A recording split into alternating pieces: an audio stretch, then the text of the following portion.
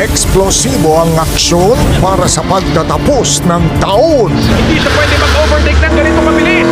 Hellstorm December 2, Kung Fu Fighter December 9, Cold War 2 December 16, Initial D December 23, Brotherhood of Blades 2 December 30, Action Flicks Saturdays 8 p.m.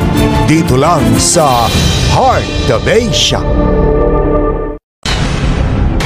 Pangunahing layunin natin ay ang anti-money laundering. Ang hinahabol ng ICAC ay yung mga officer na kumukuha ng suhol. Ang hinahabol nila ay mga money launderer. Kumilos na kayo. Yes, sir! Sa mundo ng paglilinlang, sino ang dapat pagkatiwalaan? Hellstorm, December 2, Saturday 8 p.m. sa Action Flicks ng Heart of Asia. Isang pagkakamaling hindi mapatawad. Chen Lingdong, mamamatay tao ka. Tapos na ang laban, pero sumuntok ka pa rin at sasabihin mo di mo sadya. Nabingi ako noong panahon na yun. Nakulong ako ng 7 taon at araw-araw ako nagsisisi. Ngayon sa kanilang mga kamay pa mapapatunayan kung sino ang tunay na Kung Fu Fighter. Ngayong Sunday, 12 noon sa Bida Asia. Ang Hong Kong PD hindi nagne-negotiate sa terorista. Hinahamon mo ba ang HKPD? Kinidnap ko lang ang asawa mo. Hinahamon kita. Ang protektahan ng pamilya dapat nating gawin. Kahit na sino, dapat nating iligtas kahit na mapanganib.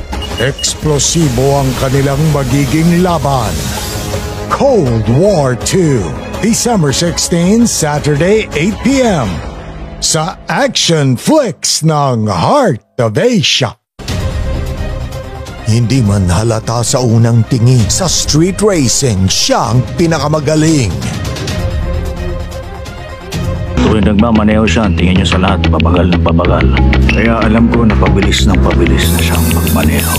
Hindi siya pwede mag-overtake ng ganito kabilis. Ako sa sikat na Japanese manga series, Initial D, December 23, Saturday 8 p.m. sa Action Flicks ng Heart of Asia. Sila ay pinagtaksilan. Dalhin niyo siya sa kulungan ng imperyo. Opo! Kailangan nilang lumaban para hanapin ang katotohanan. Walang urungan sa matinding bakbakan. Brotherhood of Blades 2, December 30, Saturday 8 p.m. sa Action Flicks ng Heart of Asia.